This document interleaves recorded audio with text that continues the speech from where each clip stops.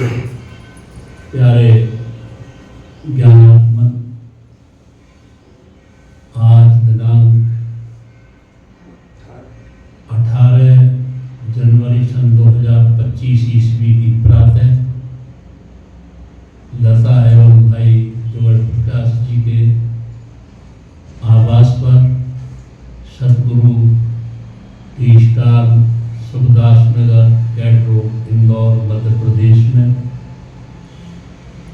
ये सत्संग की बैठक का प्रारंभ हो रहा है। सत्संग मनुष्य के जीवन की शुभ दिशा है और जिस जिंदगी में सत्संग नहीं होता वो जिंदगी होती तो है, लेकिन उससे बेहतर पशुओं की, पक्षियों की, कीड़े मकोड़ों की भी जिंदगी हो जाती है, जो मनुष्य तन प्राप्त करने के बाद भी सत्संग को प्राप्त नहीं हो पाते। अभी मैं बैठा था तो मुझे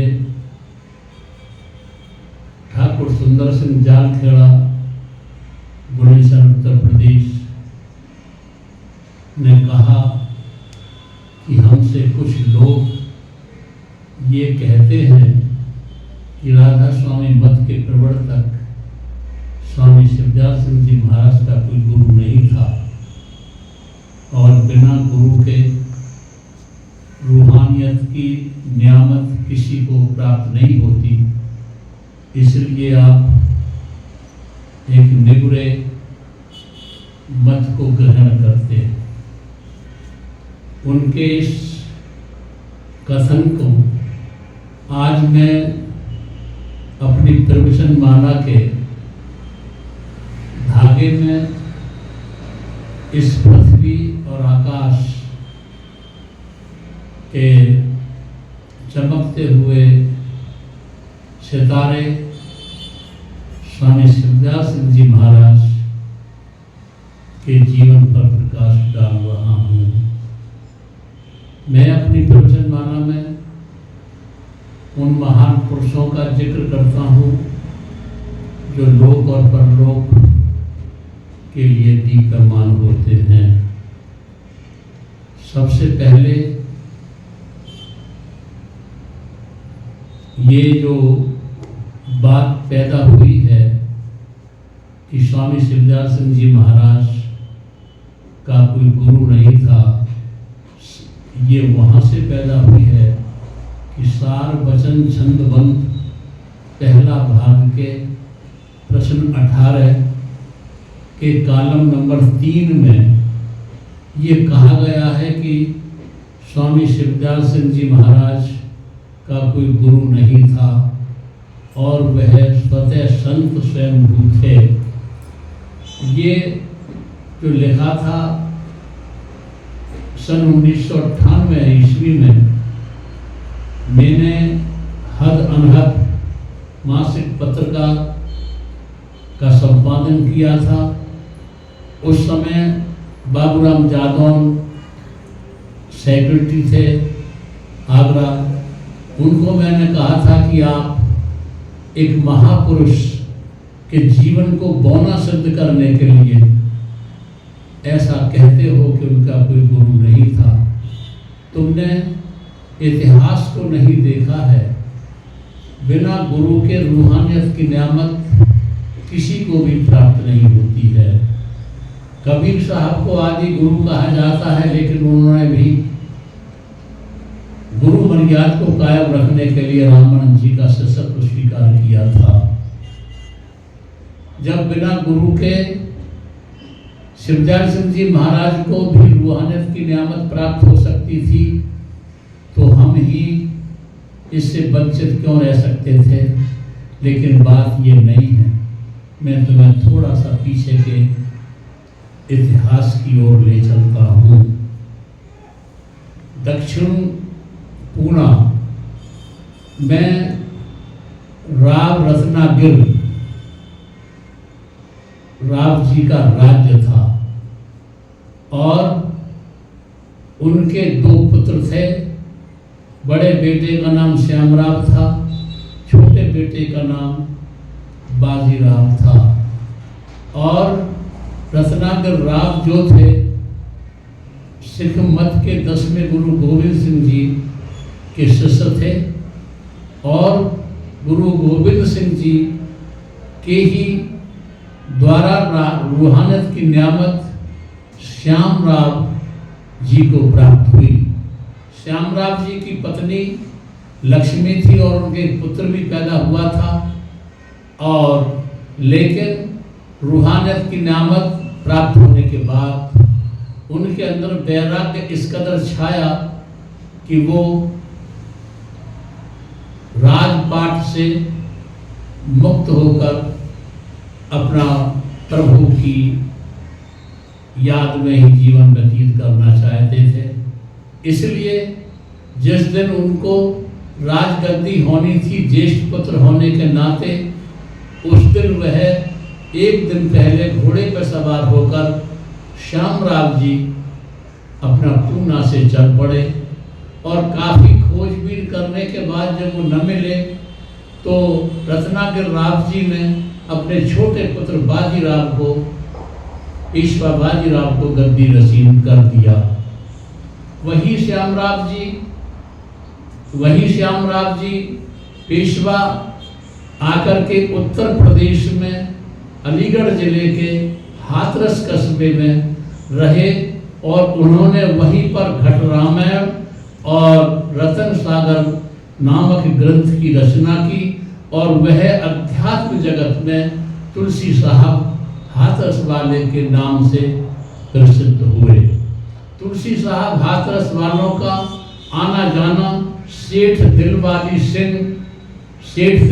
सिंह पन्नी गली आगरा में नामक ग्रंथ की रचना की और वह अध्यात्म जगत में तुलसी साहब हाथरस वाले के नाम से प्रसिद्ध हुए। तुलसी साहब हाथरस वालों का आना जाना सेठ दिलवाली सिंह पन्नी गली आगरा में आना जाना था और सेठ दिलवाली सिंह जी के यहाँ आना जाना तुलसी साहब का था। ये तुलसी साहब वही श्यामराव अध्यात्म जगत में कहे जाते हैं।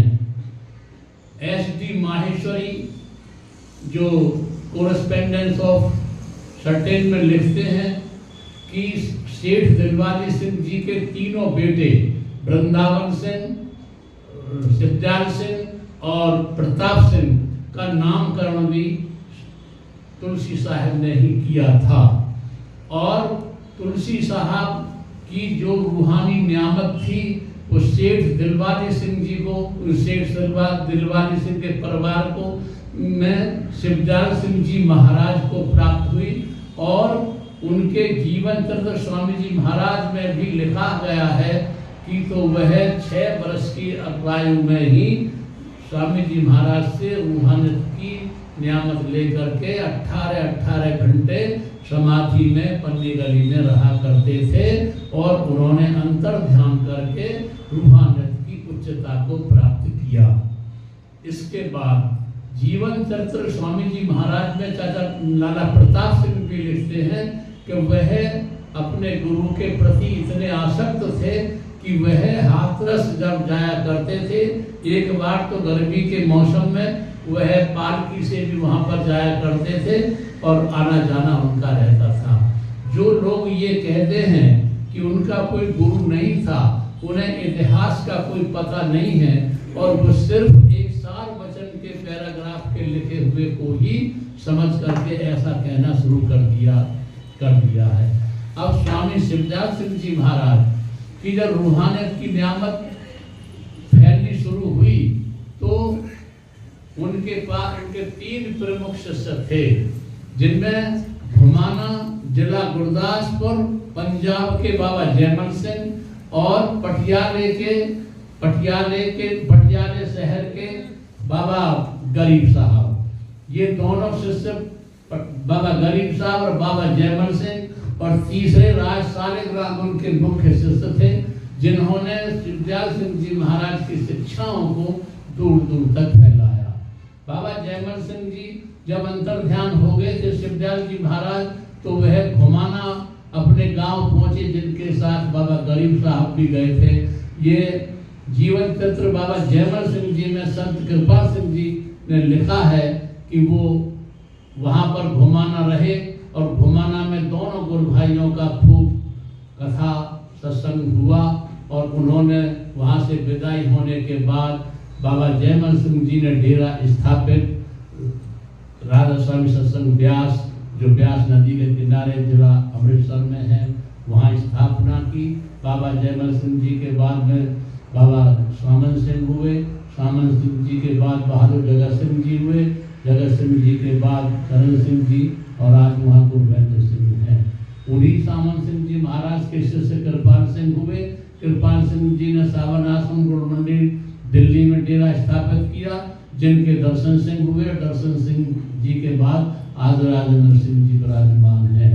उन्हीं में से सावन सिंह जी महाराज के शिष्य साहेब मस्ताना जी बलूचिस्तानी हुए, जिनके शिष्य रोहतास जी, साहेब रोहतास जी हुए और उनके शिष्य आज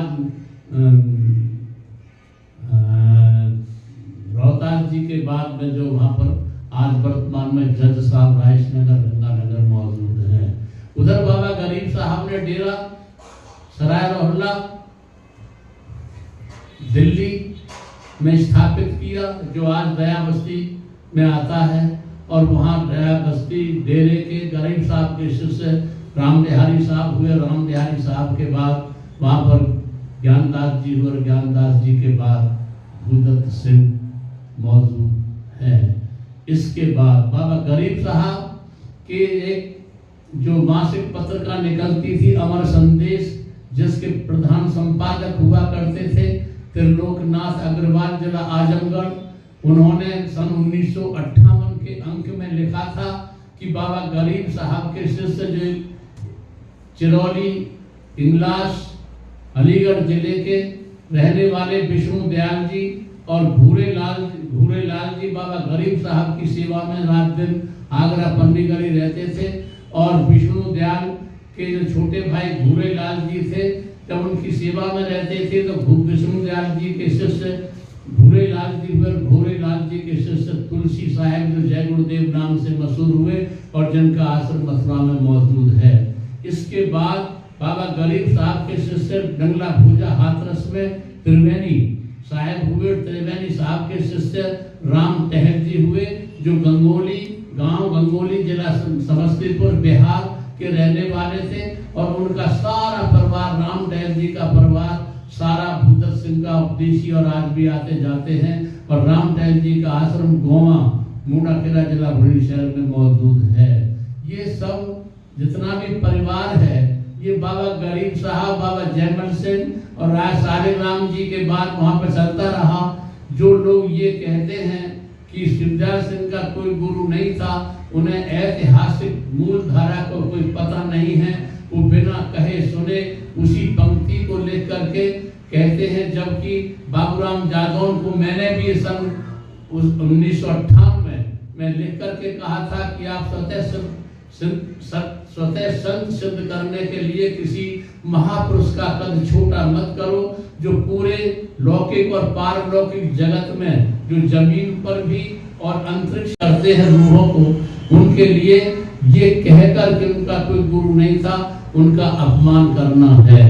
इसलिए वह लोग अपनी भूल सुधारें। और इसकी विशेष जानकारी के लिए मेरे द्वारा लिखी हुई पुस्तक जो झलक संत स्वामी बाग दिल्ली, मेरे कार्यालय सतगुरु धाम सहकार नगर बुलंदशहर उत्तर प्रदेश से प्राप्त होती है।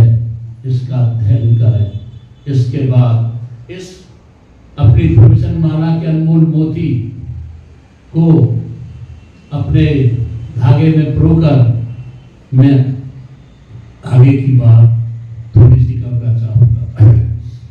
आपने संयुक्त अमेरिका के डेल कार्नेगी का नाम सुना होगा, जो मनस्वित था, बहुत लेखक था और वो 1818 ईस्वी में पैदा हुआ था। उसने अपने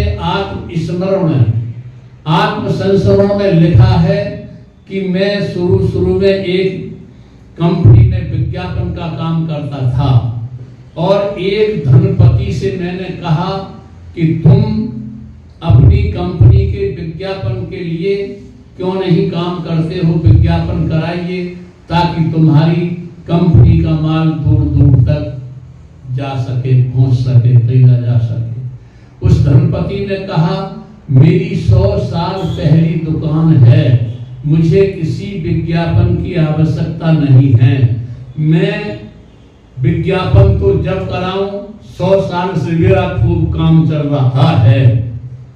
फिर उसी समय एक चर्च से घंटी की आवाज सुनाई देती है।